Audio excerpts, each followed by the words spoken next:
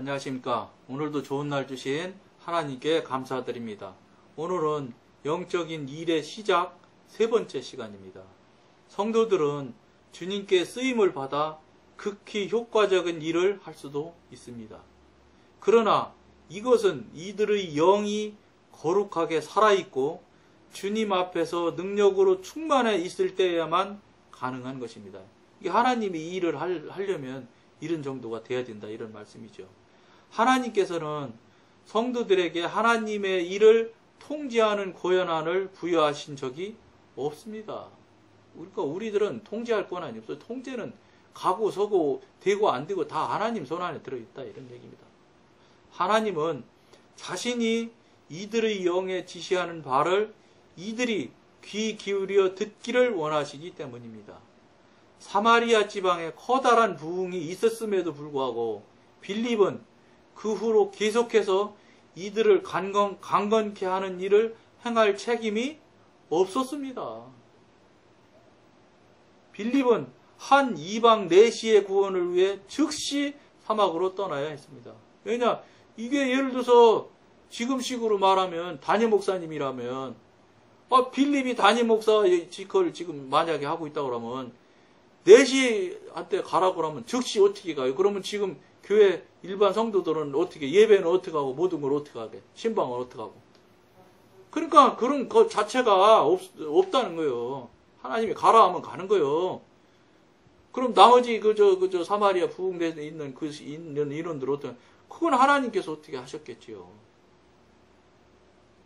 지금 그런데 지금은 현실적으로 말씀드리면 담임 목사님한테 너 가라 그러면 이 빌립 내시처럼 바로 저 사막길로 나갈까요? 안 나가죠. 그러니까 하나님하고 관계가 없는 일이 될 수밖에 없지 않겠는가. 물론 뭐 순종하고 가는 분도 있을 수 있겠지만 현실적으로 어렵죠. 담임 목사직을 그만두고 상당한 시간 어떻게 자리를 비워요? 자리 못 비우지. 아나니아는 사울이 회심했다는 소리를 듣지 못하였습니다. 그러나 그는 보내심을 받았을 때 사울에게 가서 그를 위해 기도하라는 지시를 거부할 수 없었습니다. 이게 이제 초대교회 때 나타났던 일들 있잖아요. 사울한테 가면 바나바가 그 사람 예수 믿는 사람 다 잡아갔다가 막 다 죽이는 사람이었잖아요. 근데 아무것도 모르는데 어떻게 가겠어? 무서워서. 호랑이 입에 호랑이 굴 속으로 들어가는 거나 똑같은데. 그런데도 그가 가라고 했으면 그대로 간다는 거예요. 그 아나니아도 그렇고요. 아나니아가 가서 기도해서 눈뜨게 하는 거 아니에요? 그러니까 그런 부분들이 정말로 온전한 순종의 표현들이지 않겠는가. 죽을 것 같은데 이거 갔다가 큰일 나는데 뭐 아나니아가 그 얘기도 한다고요. 그 사람이 그런 사람 아니냐. 그런데도 성령님께서 가라고 하거든요. 그러니까 그런 거 가시잖아요. 그만큼 성령님의 말씀에 대해서 순종하는 정도가 강하다고요. 그럴 때 하나님이 가만히 계시겠냐. 다시 뒤집어 말씀드리면 현대교회들이 과연 그만큼 순종을 하시고 있느냐. 안 하잖아요. 안 하지. 순종을 그렇게 안 하시니까 그만큼 능력도 안 나타나고 그만큼 하나님이 하실 일이 없죠. 당신 뜻대로 해야 되는데 니네 뜻대로 하는데 내가 도와줄 수가 있나? 안 도와주지. 그러니까 막 이제 크게 교회졌다가 경매 나오고 하는 거예요. 인간적인 판단 기준으로 볼 때 그는 자기 발로 박해자를 찾아가 자기 생명을 넘겨주는 것이나 다름이 없었습니다. 그러니까 아까 말씀드린 대로 호랑이 굴로 들어가는 건데 그게 아나니아가 쉽게 들어갈 수 있었겠냐 말이에요. 그럼에도 불구하고 그는 했다는 게 중요하죠. 비록 유대의 풍습은 유대인이 타국인을 방문하여 그와 관계하는 것을 금하고 있었지만 더군다나 유대인 풍습에는 있을 수도 없는 일이라 했었다는 얘기네요. 베드로는 성령께서 지시하는 바를 거부할 수가 없었습니다. 굉장히 성령의 권능이 대단하거든요. 거부할 수가 없게끔 성령님께서 이끌어 주시고 거부하지 못하는 것도 다 성령님께서 그렇게 할 수밖에 없게 만들어 사실은 주는 거예요. 우리가 무슨 뭐 축성되고 뭐 해서 뭐 목숨을 내놓고 뭐 목숨을 걸고 뭐 우리가 순종하는 것처럼 하지만 사실은 그것도 아니에요. 우리 뭐 주기철 목사님 뭐 순교하시고 그랬지만 주기철 목사님 의지도 물론 드린 게 사실이지 그건 아닌 건 아니겠지요. 그러나 전적으로 볼 때 하나님께서 도우심이 절적으로 있었기 때문에 그분들이 순교까지 가게 됐지. 그 책 나온 거 보면은 사모님이 오전도사님이라든가 뭐라고 누구시라고 그러던데 신학하시는 사모님이었던지 그런가 믿던데 그분이 연애 가실 때마다 주기철 목사님한테 순교해야 된다고 지면 안 된다고 이겨야 된다고 하고 이렇게 격려를 많이 했다 소리를 제가 들은 적이 있어요. 그러니까 인간 주기철 사람으로서는 목사님이 아무리 의지를 많이 잘 드린다고 해도 그 고난 고통에 버티기 어렵거든요. 물론 뭐 로마 시대 때 뭐 붙들려 가서 사자 밥이 되고 뭐 이게 생각해 보십시오. 이게 사람이 하기가 쉬운 일인가? 이거 불가능한 일이죠. 하나님께서 그 상황과 형편도 하나님께서 허락하고 만드시기도 했지만 그의 사자 밥이 돼서 죽는 그 순교자들도 순교할 수 있을 때까지 나갈 수 있도록 하나님께서 그만한 능력을 주시고 할 수 있게끔 만들어 주심이 있을 것이라고 봅니다.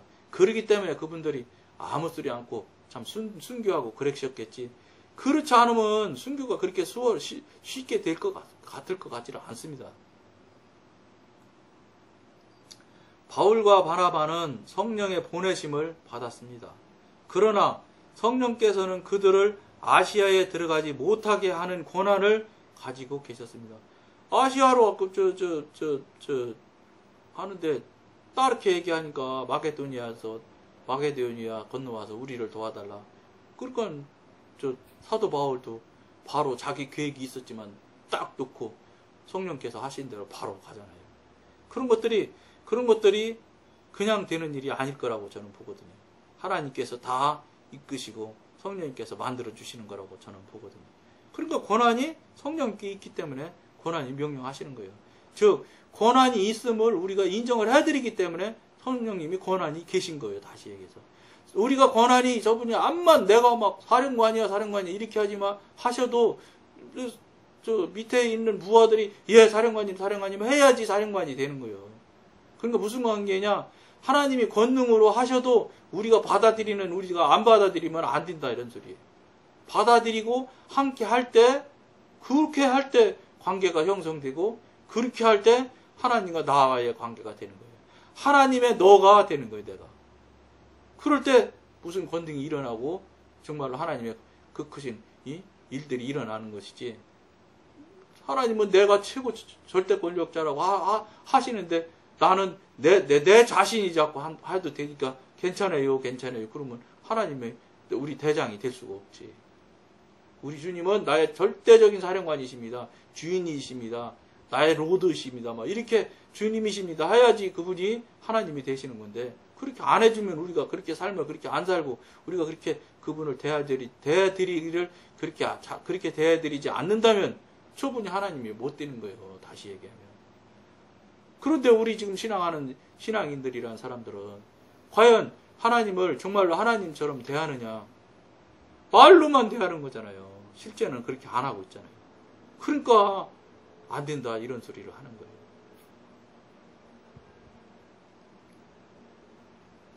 그걸 우리가 이 기회를 통해서 돌아보고 돌이켜서 우리가 어떻게 하여야만 순종할 수 있고 어떻게 해야만 우리 하나님과 그 더 안으로 깊은 관계로 갈 수 있는지를 돌아보는 그런 쪽으로 적용을 잘 해서 이 말씀들을 적용을 잘해서 승리하는 그런 그 관계가 되었으면 좋겠다는 생각을 계속 합니다.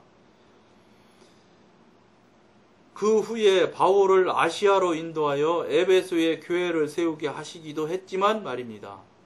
만일 이것이 인간의 원함과 생각에 맡겨졌다면 마땅히 방문해야 할 곳을 방문하지 않았을 것이며 방문하지 말았어야 할 많은 곳들을 방문했을 것입니다. 그러니까 우리 뜻대로, 인간 뜻대로 만약에 해나갔다면 이렇게 방문하지 말아야 될 때도 방문했을 것이고, 방문해서는 안 되는데도 방문했을 것이고, 꼭 가야 되는데도 방문 안 한 적이 있을 테고, 이럴 거라는 것이죠. 그러니까 무슨 소리냐? 온전하게 다 하나님께 맡기면 하나님께서 온전하게 모든 것 다 하는 거예요. 그러니까 내가 온전하게 맡길 때 하나님도 온전하게 일을 하시는 것 같더라고요. 내가 맡기는 거는 조금 한 30% 이렇게 맡기면 하나님은 30% 하시냐? 그게 아니요.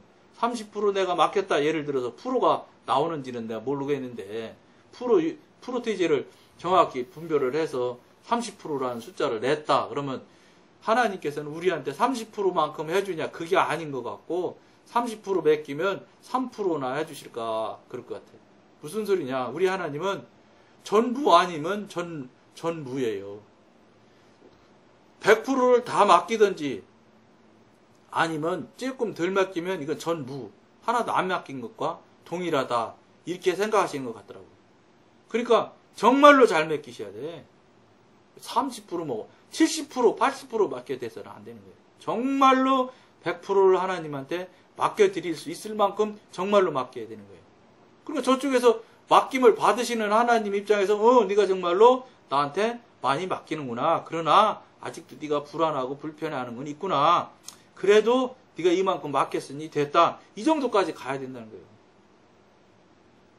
하나님이 용납하실 만큼 정도까지는 가실 만큼 용납해 주실 만큼까지는 갖다 온전히 맡겨줘야 하나님께서 일하시고 정말로 하나님이 직접 하시지 않겠나.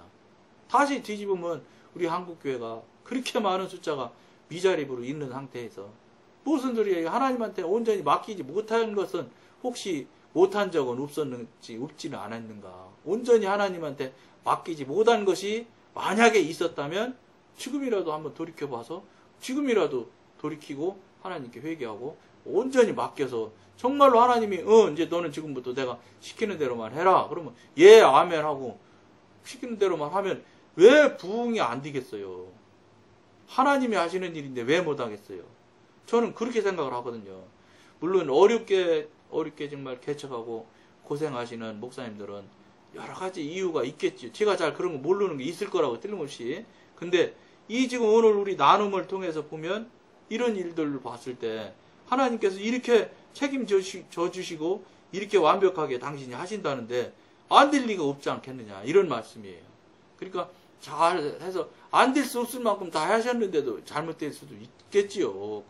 그마저도 뭐 하나님 계획이고 하나님 뜻일 수 있으니까. 그러니까 적용을 이 방송을 보시는 어려운 목사님, 개척교회 목사님들 혹시 보시면 그런 쪽으로 해주시면 어떻겠는가. 이런 걸 한번 나눠보며 돌아보며 이게 내가 이렇게 하면 안 되겠구나. 내가 이제 바르게 잘 온전하게 하나님한테 맡겨야지. 이렇게 하면서 자신을 한번 돌아보는 계기를 삼으면 그 나름대로 제가 나서서 이만큼 이렇게 잘 실력도 없는데도 이렇게 세워주셔서 말할 수 있는 것이 그런 용도라도 쓰이려고 만들어 주셨겠지. 그런 용도로 쓰시려고 오늘과 같은 말씀도 나누게 됐겠지. 뭐 그냥 마음대로 알아서 맡아서 순종하세요. 100% 순종하셔야 됩니다. 나는 100% 순종 안 하면 안 되는 걸로 압니다. 뭐 이렇게 자꾸 한다면 그건 너무 어려운 목사님들한테 힘든 얘기일 수도 있거든요. 그렇기 때문에 그런 말씀을 같이 나누고 함께 하고자 해서 이 말씀을 같이 하니까 한번 잘 들어보시고 혹시 확인 안 해보신 것이 있으면 확인해 보시기도 하고 혹시 하나님한테로 잘못한 게 또 하나님 뜻에 맞지 않은 게 있지 않는가 이렇게 해서 한번 돌아보는 돌아보는 계기점을 한번 만들면 도움이 많이 될 수도 있다고 보거든요. 그러니까 그렇게 하면서 이걸 돌아봄을 통해서 잘 적용을 하셔서 더 큰 일을 하시는 여러분들 또 목사님들이 되었으면 또 평신도는 평신도대로 온전한 순종하는 사람들이 되었으면 참 좋겠다는 생각을 하면서 오늘은 여기까지만 하겠습니다. 감사합니다.